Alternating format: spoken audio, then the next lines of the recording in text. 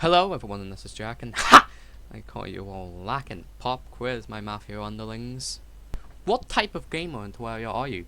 A. Are you the type of gamer to play the game like an absolute puss and get many forms of interaction with women? Or will you be a B and square up as white as a gamer, give yourself a chance that'll make you want to commit homicide on your son in the future? 50 idiot points to anyone that answered B, because that's what we are going to be doing today. We will be answering the question that literally just no one has asked ever before in their life. Can you beat Terraria Expert Mode, because I'm not that much of a psychotic maniac to do Master Mode, with only the JoJo stand, King Crimson? In case you are wondering, the mods are shown on screen right now are the ones that I'm playing with. Now, how about we get into this hellscape of a one? We get into our world known as Italy, and we spawn in with soft and wet. Which I'm just incredibly confused on why I spawned with this instead of King Crimson, but thankfully I ordered one on Amazon, so it should get here on time for us to get started with. So for this first thing we epic gamers decide to do is to start exploring this hellscape of a world. So we do just that by heading over to the left side of the world and finding ourselves a desert, where not only do we find some just juicy cacti to make us a nice pair of armor with, but also our first enemy, the vulture. Like let's take a look at how this is going. If I can even hit shit.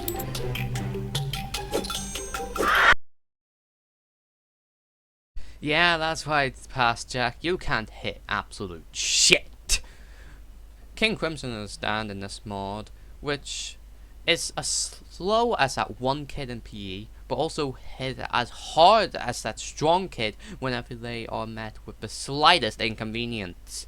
After that hell of a fight, we go more and, well, we find ourselves with corruption, and the Eater comes to us and says something that is just very motivating. Hey Jack, you know the white side is better. How about I send you on your way over there? I'm sure you'll love this message so much. Wow, thanks a lot, you kind-hearted fucking individual.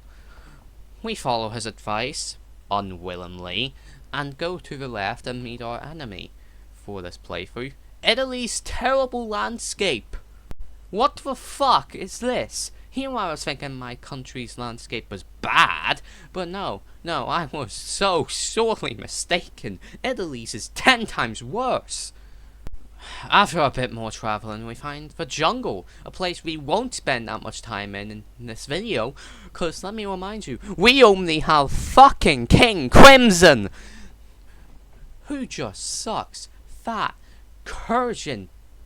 After making the home perfectly safe with absolutely no sweats broken at all, we start making our home base, a long ass tower with no planes that will ever meet it ever. Trust me. It has only now come to our mind on how we can make King Crimson better, so we decide to look at our next tier's requirements, which is locked behind the Eater of Worlds. God fucking damn it! But through all of this, we stay just perfectly calm and put him on our to-do list of get fucking murdered. We then decide to head back to exploring, head into the snow biome and get out of the snow biome and die to a fucking ledge. We go back to our absolute mockery of a gravestone, head a bit more to the left, and we find ourselves another corruption. For God's sake! And then, probably the same Eater as last time, came up to us and said, "Dude, you're drunk. You should go home." Wow, I'm gonna fucking nominate that guy for a Nobel Peace Prize soon. After a while of getting our stand explained by JoJo, though I cannot wait to see his attempts at explaining time skipped, we head over to explore the corruption. After exploring the corruption, we decide to head underground, and we have some goals. A. Get strength for stand user armor to make King Crimson even usable by a bit. B. Get ores for money and upgrades to my pickaxe because I don't want to be here all fucking day. And C. Get killed by a red slime, which, oh, we do just fucking amazingly. When we get back to base, unwillingly, with 0 sweats broken, and do some more exploring, we are needing more ore and gold to make this elevator to be able to actually find even more. And, well, we need to also find ourselves with best size 15 shoes, depending on what type of person I'm talking to. Before we even find a single chest, we find a pyramid, and then meet ourselves with a juicy, absolutely juicy sandstorm in the bottle. We open our actual first chest, and a band of regeneration. That's good, especially on our low life, and our HP of only 140. We open our next chest and we logic. It's the first wrong chest, I'll let it slide. I'm sure the third chest will have a fucking mace. We logic, the damage I will do to your headquarters will be beyond repair if we do not get Hermes boots in this third part of the King Crimson recording. But luckily we find a fourth chest, and it's a band of motherfucking regeneration. Oh my god. Remember, when returning home perfectly calm, eager to make an elevator and be at peace, we find out the most crucial thing in this one. At least I'm fucking hoping it is. The Amulet of Fight, which can buff a stand's speed, and also be upgraded throughout this playthrough. And since we are still in at a attacker delay of fucking 26, we are gonna need this. But luckily enough for me, all we need to do is be either of what the fuck! Now that we have realized we need that disgusting, cancer-filled worm dead, we decide to go and collect ourselves some more heart crystals.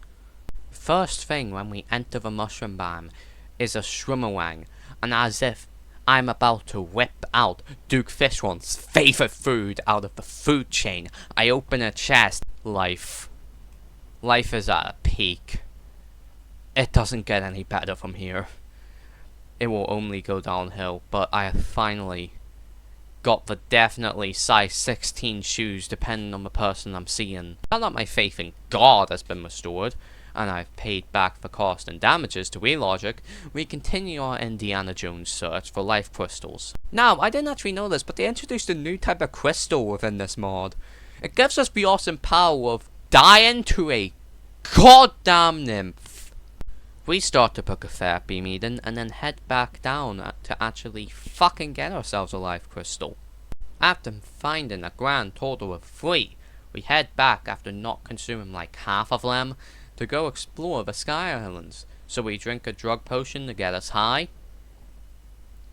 Get it, cause we head up into the sky, which is really high. It's funny, okay? It's funny. First thing we find in a sky lake, and I only have 40 extra sessions with my therapist.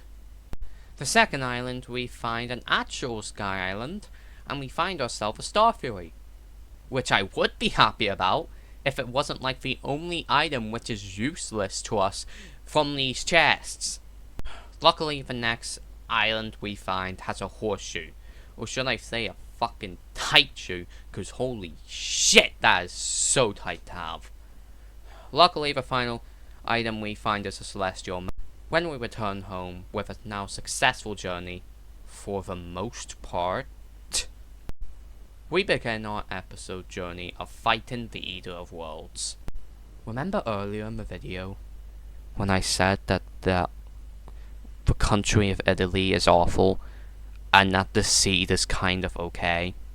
I forgot about this guy, who is enemy number 1 on my list of pieces of absolute shit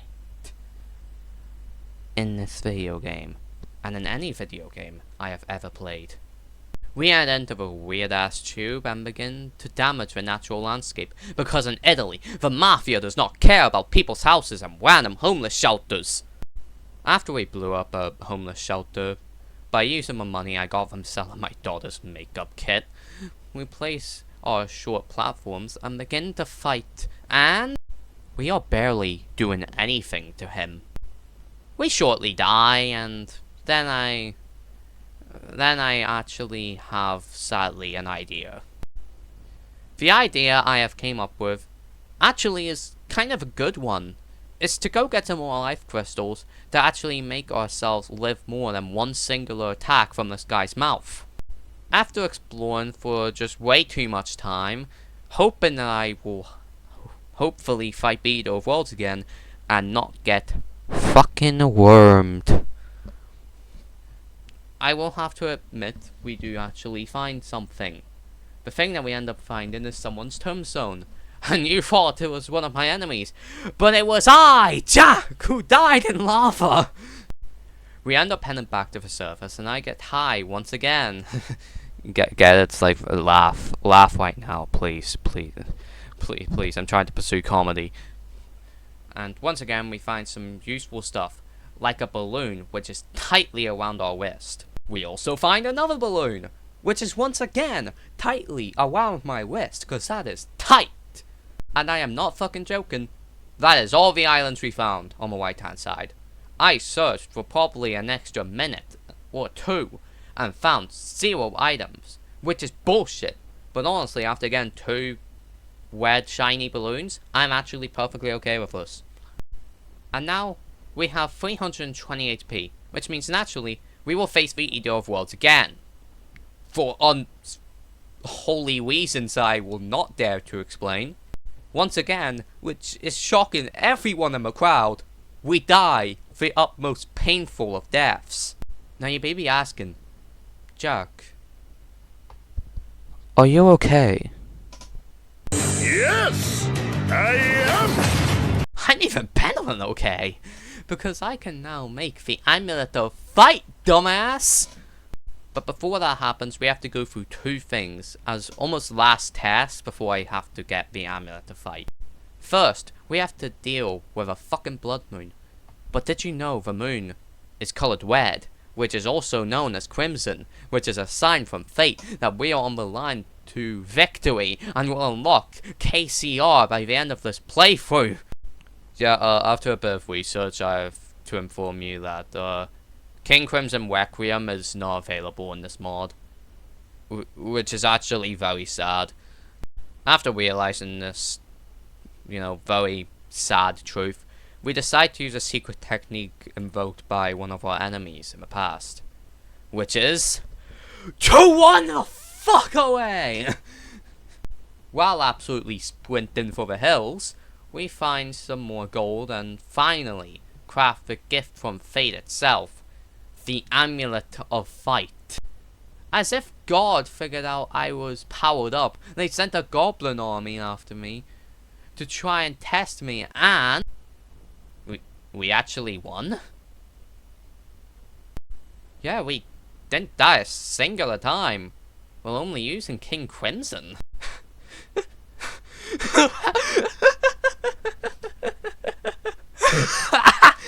As if this couldn't get any better, we find the Goblin Tinkerer in like 2 minutes.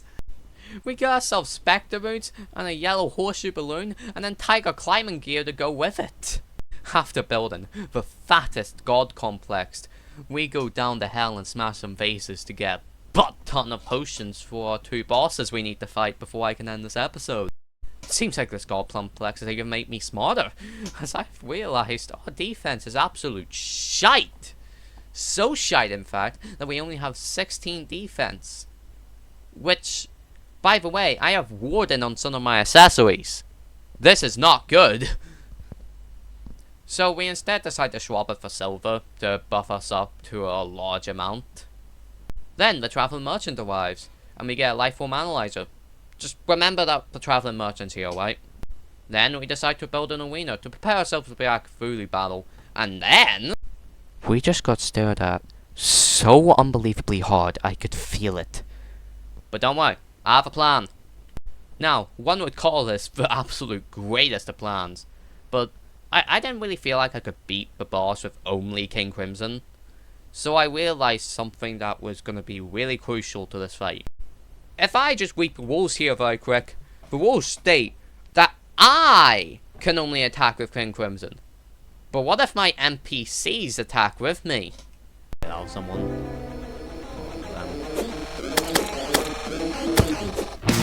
See, Traveling Merchant is still waiting for it.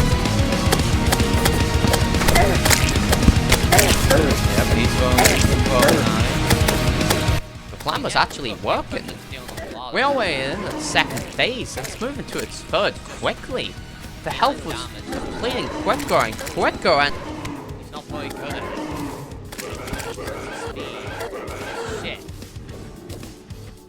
Oh, travel much. There'll be others to help.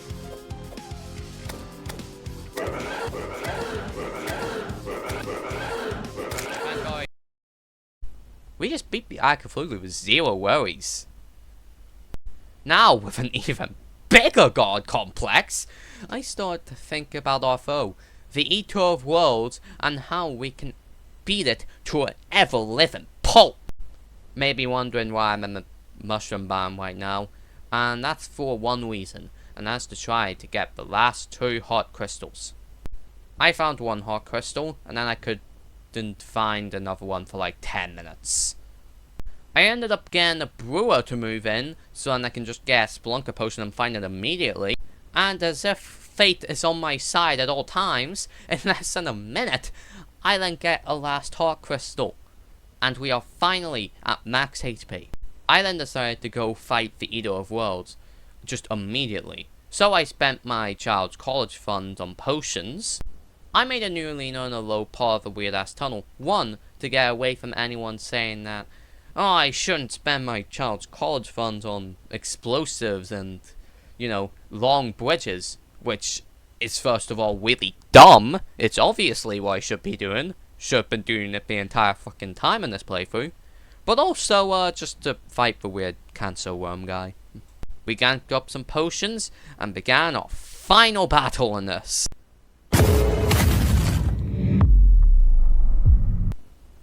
No, this can't be right.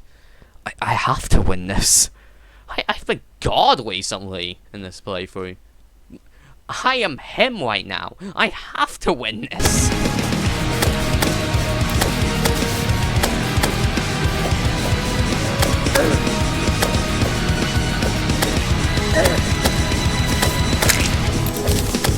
Damn, now let's do it, man.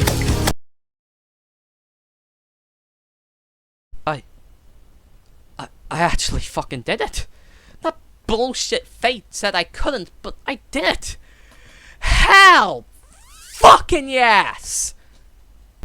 I'd just like to say thanks for watching this video, guys. This has been probably one of the most funniest videos I've made in this channel for a long while, and I hope you all enjoyed it. Trust me, I cannot wait to do part 2 of this if you genuinely do enjoy it a lot. And also just to complete pre-hard mode. But until then, my passionate team, I'll see you all next time.